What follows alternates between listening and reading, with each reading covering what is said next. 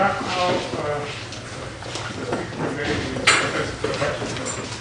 And he will speak about quotes from the book. Thank you. So I have a very mixed audience.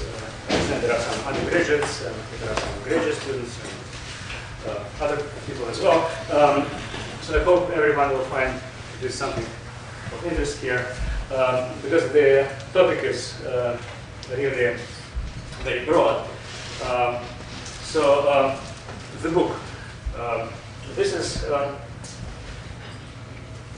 Paul Erdos, famous mathematician, Hungarian mathematician, one of the best-known mathematicians of the 20th century. He had an interesting, unusual life, and he's known not only for his mathematics, but for his way of expressing things. So, for example, he called children, his name for children was Epsilon, and there is now Epsilon Fund, MS Fund, that supports summer camp for middle school students. And he also used to say that there is a book, the book in which God writes down the best proofs of every mathematical result. And he would, listening to a talk at the seminar, for example, he would say, yeah, this is from the book, or it's a proof, but not from the book. And this book was, some version of this book actually was written and published. And this is this book by Aigner and Ziegler. They started to write it when Erdos was alive, and he endorsed the project. This book was published by Springer about a decade ago, and it was an extremely successful book. No one expected that kind of success. It's translated into a dozen languages. The main English edition, I think it's 4th edition now. Each new edition has more proofs or more theorems, but still there are some proofs which are not in that book, not in this last edition at least.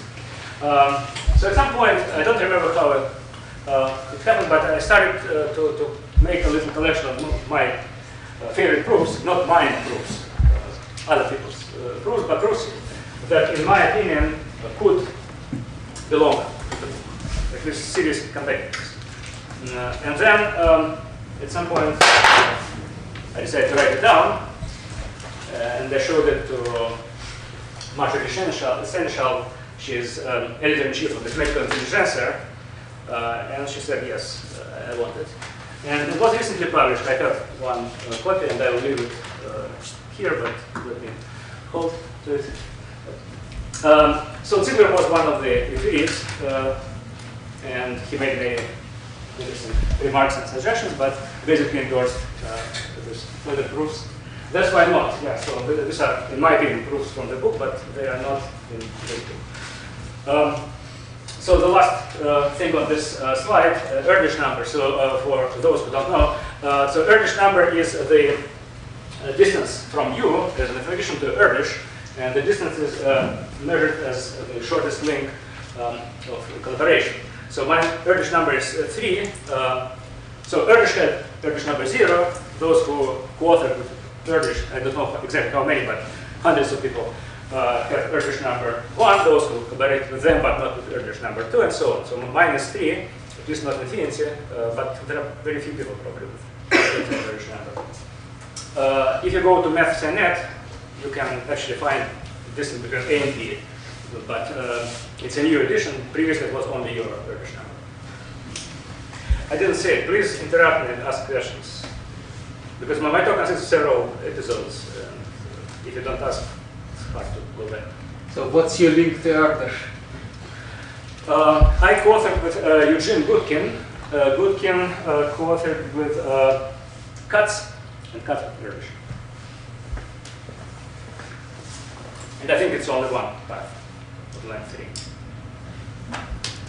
3. Okay, so the first theorem which I want to, whose proof I want to present, is extremely elementary.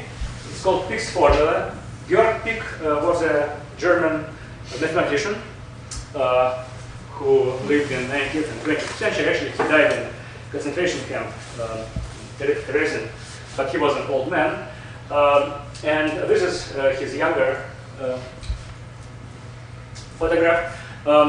So the formula concerns the area of a lattice polygon. So we have a grid paper, we have a polygon whose vertices are lattice points, and we want to measure the area.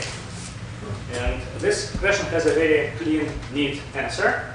The area is the number of lattice points inside, this dots, fat dots inside, plus half of the dots on the boundary. So boundary, vertices, and maybe interior sides, minus 1. The statement is from the book. The statement is Pick's formula. Yeah. But the book concerns with proofs, not with The statements. statement is nice too. Yes, I agree. So in this example, as you can see, the number of interior points is 10, the number of boundary points is 7, and the area is therefore 12.5. This formula works for simply connected polygons, in case you want to catch me. So there are no holes. Okay, the proof, which was found by a Swiss physicist Blatter and published in 1997, and is not sufficiently well known, goes by melting ice. So let's do the following. Let's put a piece of ice, unit piece of ice, in every lattice point of the plate. And let ice melt. So when ice melts, becomes water, and water is uniformly covered, plane is uniformly covered by water. So in particular, the amount of water inside our polygon is its area, because it's uniform distribution. Okay, now where does water inside our polygon come from? This is actually not my picture, it's a picture which was made by the husband of Marjorie Seneschal when she was looking at my little article. She asked her husband to experiment, and she told me that it's easier to write about this than to do it in practice. It's extremely slippery. This ice cubes, they really want to go places. It's very hard to do it right. But anyway, so mathematically speaking, where does water come from? So the main point of the argument is the following. I want to claim that we may assume, without losing any information, that the sides of the polygon are waterproof, are like walls. Water doesn't penetrate. So what I'm really saying is that if you have a side of a lattice polygon, then the midpoint of the side, is the center of symmetry of the lattice. So at any given time, if some amount of water is going in, exactly the same amount of water will go out because of symmetry. The initial distribution of ice is symmetric. Everything which is going on is symmetric. So we can ignore water crossing the boundary. We could erase walls and get exactly the same result. This is the main point of that. Okay, so then we ask where water comes from. Every ice cube inside contributes its salt. It's already inside, its water stays inside. If you have an ice cube which is on the boundary but not at the vertex, so inside side like this. How do you place the ice cube relative to the lattice point? You draw a picture? Yes, actually. You draw one little square and one little point. Right. Because of the intersections, right?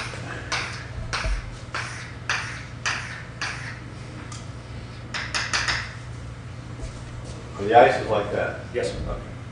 Yes. You stole my punchline, but since you asked that, I need to say that. So in my article, I said ice cubes, because you think of ice cube, but it should be cylinders. And there was a reader who caught me, like you did. And that was Pierre Delis. He reads Intelligencer. He sent me a letter saying that he liked the article, but it doesn't make sense at all to make cubic. Yeah, it should be cylinder, sufficiently long and thin. Okay? All right, so back to my question. So if a piece of ice, cylinder of ice is on the boundary but not at the vertex, then it contributes exactly half. So if the polygon is say on this side, then exactly this half contributes the water inside. And then we have vertices. And at the vertex, the proportion of water contributed by this cylinder is exactly that. So it's a relative measure of the angle divided by 2 pi. So what remains to be done is to sum up angles of a polygon. And we know what happens. The sum of angles of a polygon of an n-gon is n minus 2 times pi. High school fact. And if we divide this formula by 2 pi, we get half n minus 1. And that's precisely what Pick said. Everything inside, half of the boundary, minus 1. Okay? End of this proof. So to continue with the remark, so after Delis sent me this message and I had to agree, it should be a cylinder, not a cube, we started to talk about this proof. I tried to convince him that this proof is simpler than some other proofs, and in the process, we discovered a generalization. Unfortunately not new, but new to us, both of us. So Pick's formula is a specifically two-dimensional thing. It doesn't hold in higher dimensions. There are examples of polyhedra whose volume has nothing to do with the number of integral lattice points inside and on the boundary. But if a polytope has centrally symmetric faces, so faces of codimension 1, then this ice argument works exactly the same way as in the plane. So as a result, we conjectured, we didn't know it was a theorem, we conjectured that the following theorem holds if you have a multidimensional, in any dimension, polyhedron, and its faces of the dimension 1 are centrally symmetric, then its volume is given by generalized Pick's formula, where each lattice point is counted with its relative dihedral angle. And then I started to ask around. My colleague at Brown, Sinai Robbins, was actually giving a graduate course on this subject, volumes of polyhedra, lattice points. I asked him whether it was true. He didn't know, but he searched the literature, and it turned out that it was a published theorem by Barvinek and Pomershen, and it's 1999. And their proof was a little more technical. They used heat equation in the proof. But essentially, it's the same thing, if you think about what ice does. Yeah. All right, so this is the end of this episode. If you want to ask something or complain, do it now, please. Just if you ever use these slides again, there's a typo on the previous page. Yes. Now it's a substitute. Oh, yes. Thank you very much. Thanks. Okay. The next proof I want to present is that of Sperner's lamp. So Sperner, German mathematician who lived most part of the 20th century, and who is known for several things, mostly related to discrete and convex mathematics. Here is a two-dimensional version. This theorem holds in any dimension. So suppose you have a triangle, or a simplex if you want to do a multi-dimensional version, and it's triangulated. So what you see here is triangulation of a triangle. And suppose that all vertices of all triangles inside are colored. So first of all, we color the vertices of the initial triangle into 3 colors. If it's n-dimensional simplex, it will be n plus 1 color. So here it's red, green, and blue. And then we color all other points in the same 3 colors in any way we want, except that there is one rule. The rule is that the points which are on a side are not allowed to use the color of the opposite vertex. So on this side, green is prohibited.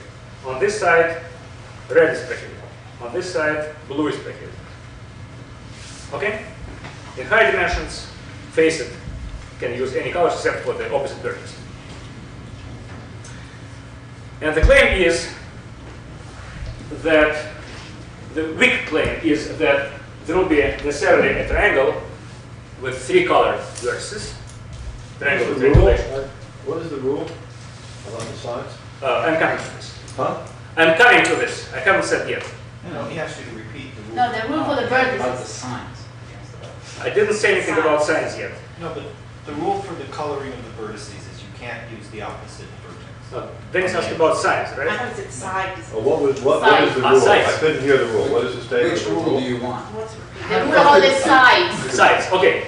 The rule is that you are not allowed to use opposite color for vertices. What is an opposite color mean? Well, Opposite side. it's a triangle. Huh? It's a triangle. Yeah, So every side has an opposite vertex, yeah. which is colored. So Yeah. that color is not allowed on that side. Oh, okay. So here, for example, red is prohibited. Oh, I got it. Is it for all triangles or just the outside triangle? Is it for all triangles? For all triangles, but the rule concerns only points on the sides. Inside you have no restrictions. Okay. Okay? Now I'm confused. Is it for all triangles? Yes. Let's push that one side on the big side. If you have a point on a side, it cannot have color of the vertex which is opposite to that side. Or any subtriangle. That's the No, rule. Any subtriangle or the original triangle. Any triangle, any point inside, any point in both, if it's on a side, cannot have opposite color. Right, but that's, I mean, in the interior triangle, you've got, like in the center, you've got a green dot, and in the lower right corner, you've got a green dot. Yeah, Yes. so that green dot on the left. This green dot is not on the side of a big triangle. Right, it's on the side of the interior. Yes. So it has no restrictions. Okay, thanks. Okay? Only points on the outer Only points on the sides of the big triangle can be have. considered to be lying on the side because all other points are not on sides. That's right. Yes. Yes. He hasn't made this up. No, but there's a sub, I mean, there's subtriangles in there as well. Right. And it's still, your law is still obeyed. So Sergei, the question is, does the rule only apply to the sides of the large Yes. The triangle? answer is yes. So the subtriangles are not restricted. No. So in this picture, earlier, the interior blue dot could be green, for example. This one? Yes. Yes. Okay. Okay, for the record, once again, if a point lies on the side of a big triangle, it cannot have color of the opposite vertex. Opposite vertex of a big triangle. How many colors are there? Are you N plus 1 in dimension n, 3 in dimension 2. N-dimensional simplest has n plus 1 vertex, right? Okay, so the statement of the theorem is that weak statement is that there will be a simplex, or triangle in this case, with 3 colored vertices, whose all vertices have all different colors. Stronger statement is that if you count such 3 colored triangles with signs, the algebraic number will be equal to 1. Now I need to say something about the signs. The signs have to do with orientation. So if you orient the big triangle, say red, green, blue, in that order, then every 3-colored triangle which has the same order is positive and opposite is negative. So you see it in the picture. This one is red, green, blue, it's positive, and this one is red, blue, green, it's negative. Okay? So then there are three types of triangles. Some are positive, some are negative, some are neutral. Neutral we ignore, and positive, negative we count with signs. And then the number is 1. This is the statement of the theorem. This theorem originally was, I think, invented as a discrete version of the famous Brouwer's fixed point theorem. So it's a discrete version of the statement that a continuous map of a disk, closed disk to itself has a fixed point. And you can prove the continuous theorem as a limit case of the discrete one. But surprisingly, this theorem has tons and tons of applications in various parts of mathematics and also in other disciplines. So the proof which I'm going to show you in other sciences.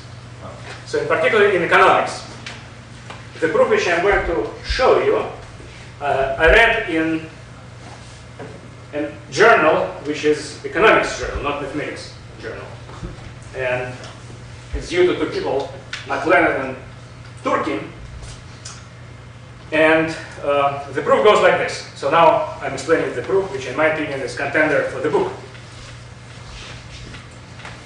By the way, I forgot to say one thing about ice.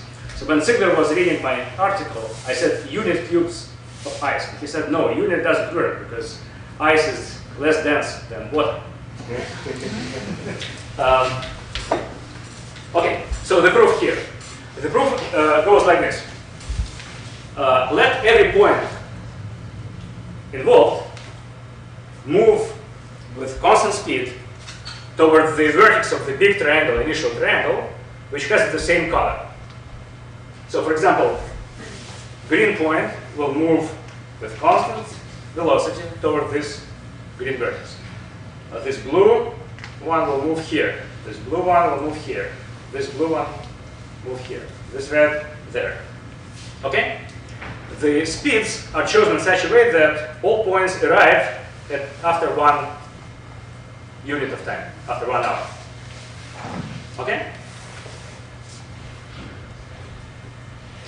Alright, so now let's ask ourselves what happens to the areas of these triangles or volumes of simplices. I'll talk about two-dimensional version, but everything goes through immediately to high-dimensional case. So the area of triangle is given by some formula, and we actually know this formula, which is this formula. It's cross product, half cross product of two vectors which are sides of the triangle, and it takes care of the sign automatically.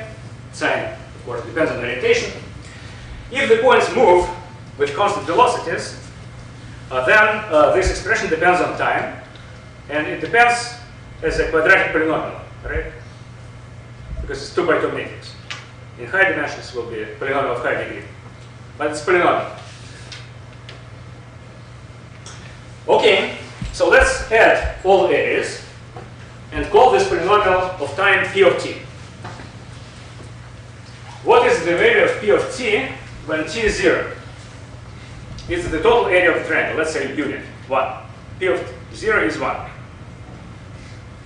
What's the value of p of t when t is small? I claim it's still 1. Because what happens when the points start to move? We still see the same picture. It's a little bit distorted, but it's still triangulation of this same triangle. Right? That's where we use the rule. Because if this point were red, it would move toward red vertex, and it wouldn't be a triangulation of this same triangle. But it's forced to move along this line. Okay? So p of t is 1 when t is 0, and also when t is small. But a polynomial which has this property is identically 1. So in particular, p of 1 is 1. But what happens when time is 1? What do we see? All the triangles are going. All the inner triangles are going. Okay, the triangles which do not have signs, they collapse. They don't contribute to area anymore, right? For example, this one, this point goes there, this goes there, becomes a segment. Doesn't have area. Okay. The positive ones contribute positive 1, negative ones contribute negative 1. And the sum is still 1. That's the statement. And the proof. Wait a minute. The ones that degenerate were counted before, but not after. What was counted? Well, each triangle has an orientation, and that's the That's right. algebraic sum. But Yes. after you did it, some of the triangles degenerated. That's right. Okay, so to answer your question, or maybe what I think your question is, here's an example of what's happening, but in dimension 1 less. So suppose this is the original triangulation of a segment. And these points start to do what I told them to do. So blue one moves right, red one moves left. They almost collide, then they pass through each other. Of course, there is no interaction. So originally this was positive, this was negative, this was positive, then they continue. And what we have is that the segment is covered 3 times, but the algebraic number is still 1. No, that picture I understand, but didn't you just have a conversation about possibly a triangle degenerating? Yes, we see There are no degenerating triangles in that picture. No, it's 3 branches at the end. That's right, but there will be a moment when one of the segments. Come back to life. That's right. No. Oh, okay. Yeah. So you were, that discussion allowed the misconception to form that some of the little triangles might degenerate. Okay, yeah, you're right. Imagine that here there is another red one. So then we'll move here and degenerate the point. Yeah, you're right. I should have put one more point. Next time I give it to the story. I can't hear very well, so maybe I misconstrued what was said. He said the neutral ones. Hmm? He said the neutral ones degenerate. Yeah, I said the ones here which don't have signs like this one, they will disappear. They will become one-dimensional. And they will have, those. Yeah. This one, for example. Oh, that has 2 colors the same. Yes. Ah, okay. That's why they don't contribute Oh, to then this. they degenerate. Okay, Yes. I didn't get that. I didn't see that. Sorry. But anyway, I did mean to show this picture Okay, anyway, so perfect. Okay, perfect. good. Any questions about You that? have to prove that only those degenerate which have multiple colors. I mean, That's right, colors. but that's obvious. I didn't. Yeah, okay. Yeah. Why does the area a constant function of t? Okay, so for small values of t, you just perturb the original triangulation. This is because of the rule. Let's go back to this point. What happens if you start moving these points? So this blue point moves a little bit left. So this triangle is slightly perturbed, but it's still a triangle, and they still cover the whole thing. Because this point is not red, it doesn't move inside, it moves along the boundary. So for small values of time, you just change it a little bit. Right. Still having triangulation. Sum is still 1. But the polynomial can't be 1 for all small values not being 1 identity. Okay. Next one. 3 altitudes of a triangle, Euclidean triangle, intersect in 1 point. This is a high school geometry result. A Russian high school. I was allowed, if you allow me, let me poll the audience. Who thinks they can prove this theorem of Euclidean geometry without opening a We're book? right here in the room right now. Yes. Give me a weekend. Okay. So anyway, Russian high school geometry theorem, Euclid, 3 altitudes of a triangle are unheard. I want to discuss the same theorem in spherical geometry. So spherical geometry, the universe is around sphere, unit sphere, let's say, and we have a triangle whose sides are arcs of great circles. Of course, you don't have straight lines, you have geodesics. You still have altitudes, which are geodetic segments perpendicular to the opposite sides, and the fact of life is that 3 altitudes still intersect in 1 point. I want to present a proof which is due to Vladimir Arnold. Although it may be fault proof, also I learned it from Arnold, let's say that. And this is Arnold. And an interesting feature of this proof is that it connects this fact of elementary geometry to things less elementary, such as Jacobian identity in Lie algebras. You don't need to know anything about Lie algebras to understand what I'm going to say. Okay, sphere. So one feature of the sphere, different from the Euclidean plane, is that you can establish one-to-one correspondence between great circles or geodesics and points. And this is correspondence between the pole and the equator. I'm waiting for someone to say that it's not quite true. Yes, it's not quite true because there are 2 poles for one equator, but if you allow orientation, then your corkscrew rule tells you which pole to choose. Another approach is just to factorize the sphere, make it a projected plane, but we don't need that. So there is this spherical duality, points and lines. I say lines instead of geodesics, and I don't want to distinguish between them. There will be only one object for me, points. So when I say point, if I need a point, it's point, but if I mean lines, it's equator. One feature of this correspondence is that 3 points are on the same line if and only if the 3 lines intersect at 1 point. So this duality preserves this relation. And now we are ready to attack the property. So suppose we have 2 points, A and B, and how to construct the respective pole. How to construct the point which corresponds to the line AB. Well, we have a tool, it's cross product. For students, you should remember your calculus 3. Cross product of 2 vectors.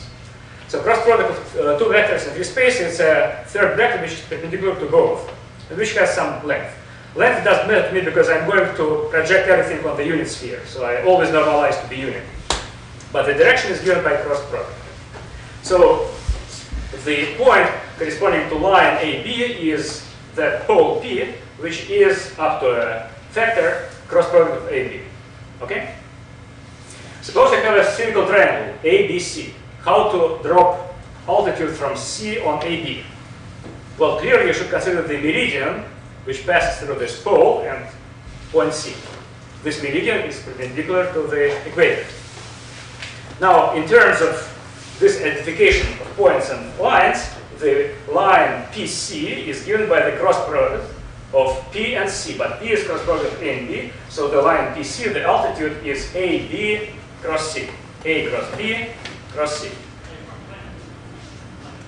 Okay? We need to prove that 3 such lines, of course, they're obtained from each other by secret permutation. So A, B, C, B, C, A, C, A, B. We want to show that they all pass through the same point. The You're line. saying that the line through the geodesic through PC is determined by the pole A cross B cross C? Yes, exactly. Okay, so in terms of points, we want to show that the points are collinear or that 3 vectors are linearly dependent. So everything boils down to the following statement. Given 3 vectors, A, B, and C, in free space, these 3 vectors are linearly dependent. But this is a beautiful fact of life, which is given by this identity, which you can find in Calculus 3 book, hidden somewhere among 100 other exercises. But this is probably the most important thing about cross product. It's called Jacobi identity, and cross product, of course, is the operation of Lie algebra in the Lie algebra of motions of sphere, SO3. And now we are talking about Lie theory, of course, the geometric effect of Lie theory. So the fact that 3 altitudes of the spherical triangle here intersect in 1 point is a consequence of the Jacobi identity for cross product Jacobi identity in the Lie algebra SO3. Arnold actually didn't publish this. I think he thought this was obvious to everyone, but he published a hyperbolic version of this. In hyperbolic geometry, it's still true, if understood correctly, that 3 altitudes of a triangle intersect at 1 point. These altitudes may actually intersect outside of the hyperbolic plane. This is a little subtlety. I don't want to say anything unless you want to ask, but the lines are still concurrent, and you can deduce it exactly in the same way from Jacobi identity in a different Lie algebra. Lie algebra of motions of hyperbolic plane, which is SL2. Of course, these are closely related algebras, but my talk is not at that level, so I'll stop talking about this here. Last remark about this proof is that in Euclidean geometry, high school geometry, even if it's Russian high school, this argument does not work. And this I don't really understand. I mean, it seems to be that should be, of course, the fact is true. The limiting, you can think of the Euclidean plane as the limit of the sphere, or hyperbolic geometry when curvature goes to 0. Altitudes still intersect 1 point, but something happens to this argument. There is still a group and Lie algebra of motions. There is still Jacobi identity, but it doesn't say anything about altitudes. I don't know how it happens, but Aren't you happy with each of these cases limits of plane? if I'm interested in the fact that they intersect, if I only want to know that the 3 altitudes intersect in 1 point, I am happy. I'm even happy because I know how to prove it elementary. But I want to understand what happens with the argument. Why does it disappear? Well, I mean, if you want to keep the triangle fixed in the Euclidean plane, but let the radius go to infinity, Yes. you have to move the points Yes. as well. Make it small, yes. So maybe there's a kind of alternate structure, and you let the radius go to infinity. And it's a kind of derivative of the algebra in a way. Well, that's what I'm saying. I want to understand it, but I don't. So what's the standard? Is there a kind of elementary, in quotes, proof of the fact that three altitudes in a spherical geometry? I honestly don't know. I think I don't know. Let me know. I didn't try. I don't know. So what is the duality in the paper? What is the anything? The same duality. It depends on which model. I can draw a picture, but it depends on the model. For example, if you use R to 1, so the hyperbolic plane will be hyperbolic to two sheets, and the dual space will be hyperbolic to one sheet. And the duality is so a line here is intersection of this hyperboloid with the plane through the origin. We consider the normal in this Minkowski metric, and that would be a point here. So lines there are points here. So you have to go to the de Sitter road. If you want projective model, line here, point here. Well, it's the same thing drawn differently. But it's not the same place. I mean, duality takes you to, de Sitter to It is all separate. it's all same. But there's still, okay. Next one. Okay, this is an easy one. Barbier's theorem. So this concerns figures of constant width. So width of a figure, so I'm talking about convex domains in the plane. And given a direction, you consider two lines which are tangent, which have this direction, are tangent to the boundary, like that. And the distance between these lines is called width in that direction. So a figure has constant width if this W doesn't depend on the direction. The same for all directions of lines. A circle is a good example, but there are other figures. Among them, the famous Renault triangle. And some coins have this shape, and there are as many such shapes as functions of one variable. So it's a huge functional space. The theorem says that the perimeter length of every curve of constant width is the same as that of a circle, and equals pi times the width, pi w, Barbier's theorem. Okay, I want to present the proof, which is a fault proof. I don't know who invented this. I think I knew it forever. I don't remember who told me. Okay, the proof is that the idea is that you can make a wheel out of a shape of constant width. So more precisely, let's consider a figure of constant width. I have two here, and let's put two support lines, and this distance is the same, w. And let's move this line to the right with constant velocity, and let these figures roll without sliding. Okay, that's what I want to do. You can imagine any figure here, so it can be a long row. Okay, so when something rolls, the point which touches the ground doesn't move. Not in New York. All right. Okay, this is mathematics. Ideal curve. The Greek. So it means that if the velocity of the upper line is v, speed of the upper line is v, then the angular velocity of each figure here is v divided by w. So everything is rotated with the same angular velocity about the point which touches the ground. Okay? So all these wheels rotate with the same angular velocity because we have the same width. So if we move this line, what is the displacement of this line?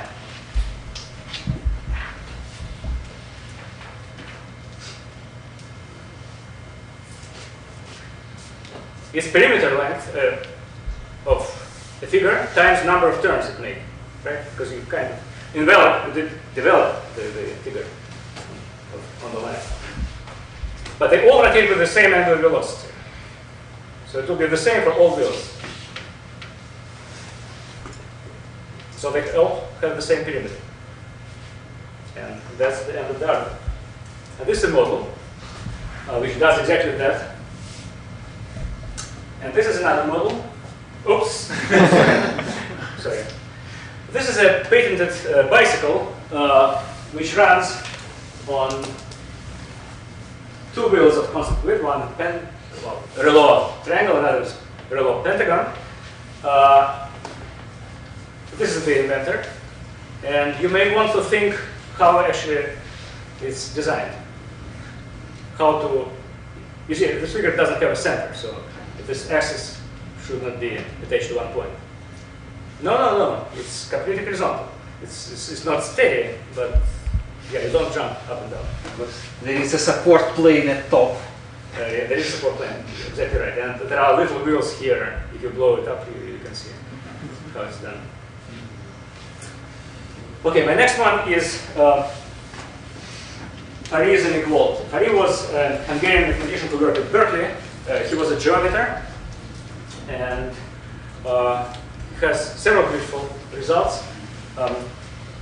One shared name with Milner-Fary inequality for knots, curvature of knots. This is something similar, but less dimensional, two-dimensional. So this concerns average absolute curvature of plane curves. So we have a closed curve in the plane, and we want to measure its total curvature. So we integrate the absolute value of the curvature along the curve. S is arc length parameter, and we divide by the length of the curve. So it tells us how much curve average turns, but we don't distinguish between turning right and left. If we count curvature with sine, then the result will be a multiple of 2 pi. That's a different result. It's topology. So it's a closed curve. It's a closed curve, yeah. But I'm interested in geometry, so I put this absolute value, and then this doesn't have to be multiple of 2 pi. There's no quantization here. And here's the theorem, 1950. If a curve, closed curve, but maybe it's self-intersecting, it doesn't have to be embedded, lies inside the unit disk, then its average absolute curvature is not less than that of the circle, which is 1. Okay, I know 4 proofs, and they all are good in my opinion, but I want to show you the one which I learned when I was in high school.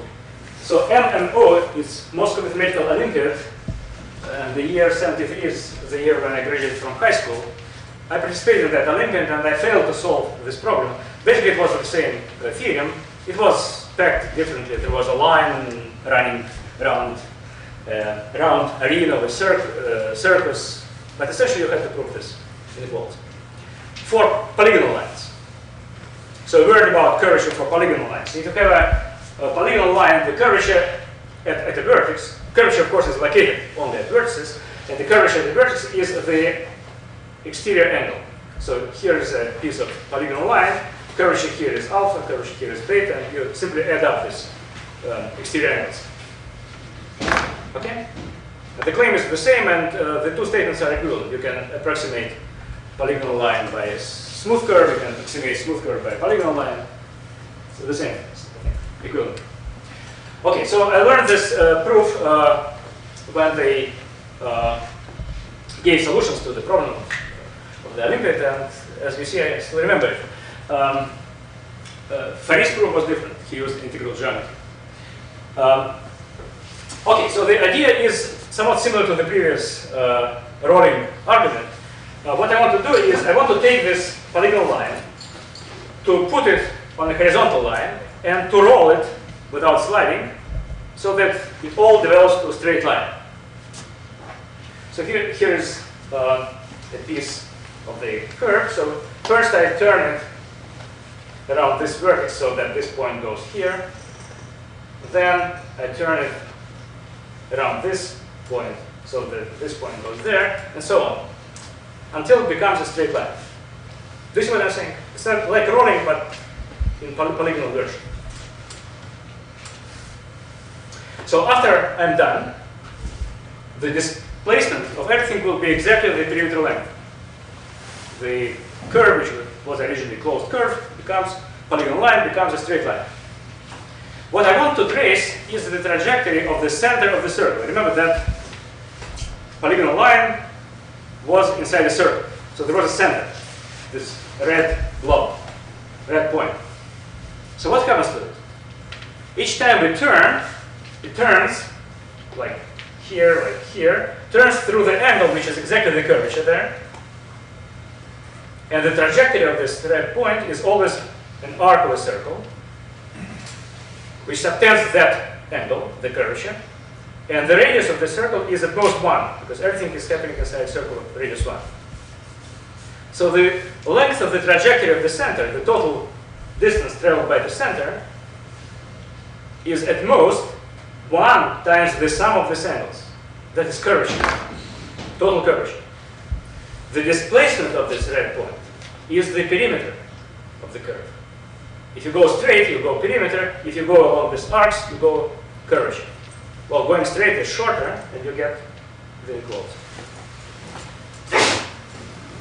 That's the end of the proof. Now, this theme has a How do you generalization. correlate the path of the red dots with the straight line? Well, each time the center of rotation is on the straight line. The angle of rotation is always the curvature. Yeah. And after we finish, the red point just moves distance which is equal to the perimeter. But it moves not directly straight, it moves along arcs. So its path is longer than going straight. That's precisely the equals equation. Okay? So, thinking about this, as you see, I have been thinking about this for the last 40 years. At some point, I started to think that this theorem has a generalization. The outer curve doesn't have to be a circle. It can be anything convex.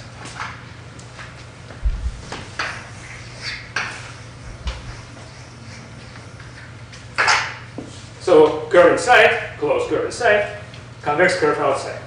So I conjectured that it's still true that absolute average curvature of the thing inside is greater than or equal to that outside. Equality, even though we use the thing inside, is actually the thing outside may be multiply traversed. It's easy to conjecture, but I couldn't prove it. Greater than the length of the outside? Not length. What? Absolute average curvature. Oh, absolute. So for thing outside, the curvature, total curvature is 2 pi divided by length. So it's 2 pi. I started to call this for myself DNA theory because it resembles DNA inside the cell. Although, of course, the real DNA is inside the three-dimensional thing. Three-dimensional version, by the way, is totally open. But two-dimensional is now proved, so I couldn't prove it. After a couple of years, I did work on this every day, but from time to time I tried, could not. I started to ask around, and eventually I asked the right person, Jeff Lagarius, and he was then at Bell Labs, and he had a colleague whose name was Richardson, who was an expert in integral geometry. So Jeff came back from a conference to Bell Labs, told Richardson about this problem. Richardson said that it should be trivial. If integral geometry is worth anything, we'll do it. And indeed, after 2 months of hard work, they proved the theorem and published it. And the paper is 30 pages long. So it's not from the book, definitely. But it's the only known proof. They also used discrete version, so they proved it for polygons, but the proof was really induction. They proved that you can cut off a triangle and the things get better. It's computer-assisted long proof. There is no simple proof yet. If you can think of anything, it will be great, because this is not yet a book proof. Yeah, in hard dimensions, nothing is known. Okay, I think my last Can you topic, say anything about closed curves in a sphere? I don't know. A sphere, on the sphere probably is true, in the hyperbolic plane probably not. No, inside it. Inside I don't know. Sphere, yeah, the sphere is still true. Yeah, exactly the same argument which Fourier used, it's integral geometry, or you used, works. It's true that total average curvature of a curve inside the unit ball is less than the same constant, one normalized property. I'm not sure, maybe pi somewhere, but yeah, the same argument works. Integral geometry, but okay, so to tell you everything I know. So the original proof of Fourier, which used integral geometry, actually works for bodies of constant width. It's a little more general than a circle in all dimensions, but still does not cover all convexity. Yeah. And you're saying that if you're not on a flat space. Okay, that's another thing. So I had a student long time ago who tried to look into the two geometries of constant curvature, spherical and hyperbolic. And he convinced me, but it's not published, that in spherical geometry the available proof works, the result holds, in hyperbolic not. I didn't really check it because there's nothing to check, it's not real. So it's consider this as over. Okay, so how much time do I have? Do I have 5 more minutes? Yeah. Okay, I have one more to show. And this is Sturm-Hurwitz theorem. So this is Sturm, this is Hurwitz, and these are the dates. So this is from analysis or calculus. This concerns trigonometric polynomials. Trigonometric polynomials are periodic functions which are linear combinations of pure harmonics, so cosines and sines of multiple variable. And this is the formula. And I'm interested in the number of roots on a period of a trigonometric polynomial. So an easy fact is that the number of roots is at most twice the degree. The degree is the highest harmonic. For those who don't know, it's an exercise which is easy. The less known fact is that there is a complementary dual result. That if a trigonometric polynomial starts with high harmonics, so here it starts with n, small n, and goes up to capital N, then the number of roots is not less than twice small n. So in words, the number of roots of a periodic function is not less than the number of roots of its first harmonic. This is a lesson known. You wrote number of sign changes. Yeah, it's the same thing. Right. So there are several versions of this. Yeah. What I'm going to prove concerns sign changes. You can count roots with both of these, but let's assume it's general position, so it's the same. Okay. So I restrict the discussion to trigonometric polynomials, but actually the same proof I'm going to show you works for all periodic functions. But then you have to talk about Fourier series. I don't want to. And what does it mean, the first harmonic of a periodic function? Well, you decompose it in Fourier series, and you take the first harmonic. What does that mean? First term? Yeah. First term, it's the smallest harmonic, so it's a combination Smallest term of. is non-zero coefficient. Yes. Is that what it means? Yes. So you take the first sign. In this case, it's an cosine of nx. That's right, or sign. Or sine. Yeah. In the case of this formula, it's small n. The first non-trivial term. Right? Okay, so what I want to present is a proof using Dennis. That's good, that's okay. Okay? The first proof which I want to present is using the most elementary tool, Rolle's theorem.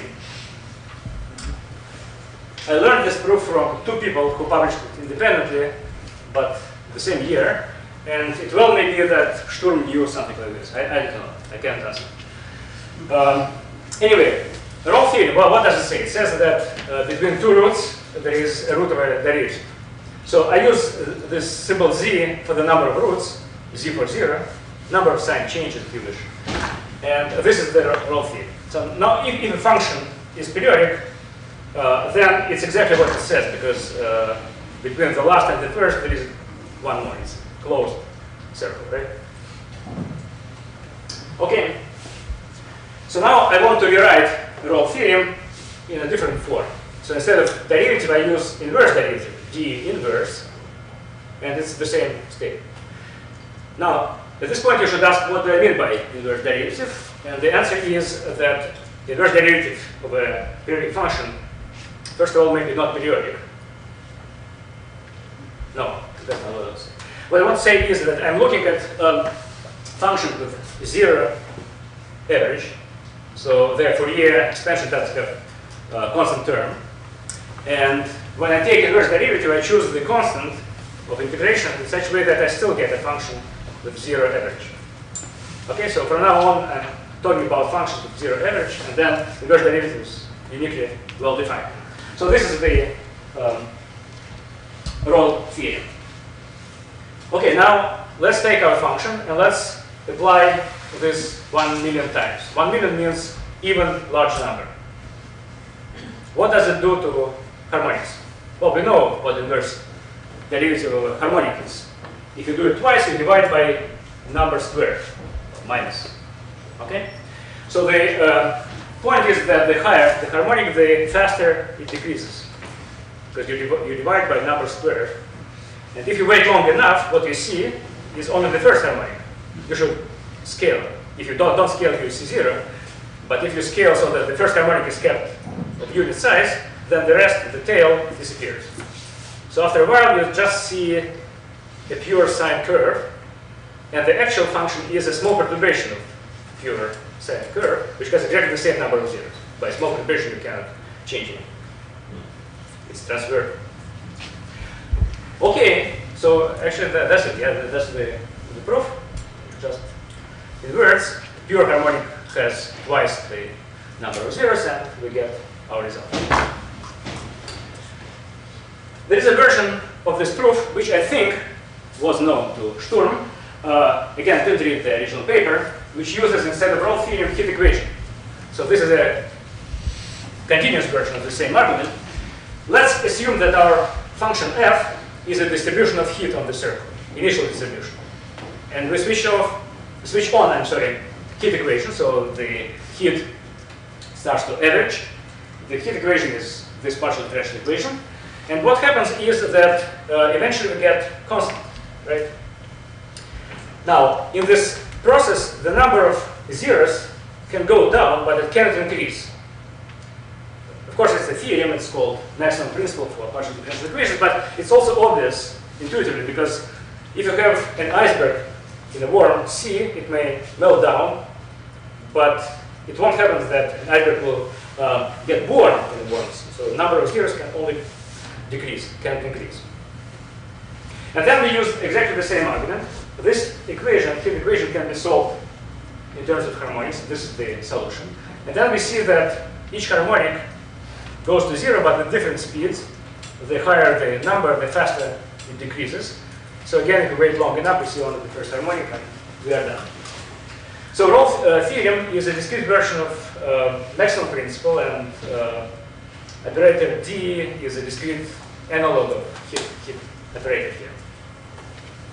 And final remark, the same argument which I will not present to you, so if you wish, it's a homework problem, proves the following theorem due to Poyer and Wiener, 1941.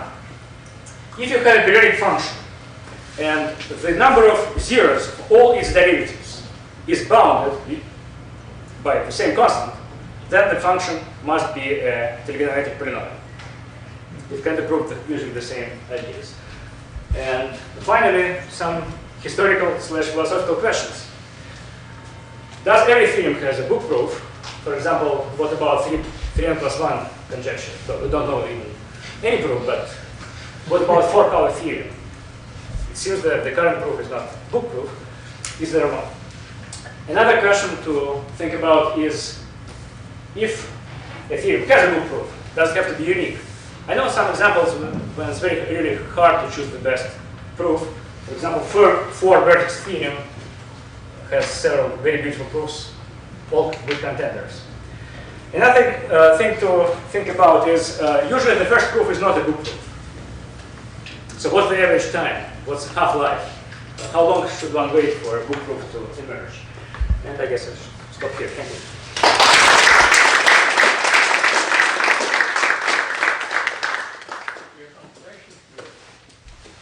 We could see that both the proofs have some physical nature, mechanical nature. So does every book proof of the book depend? No, not at all.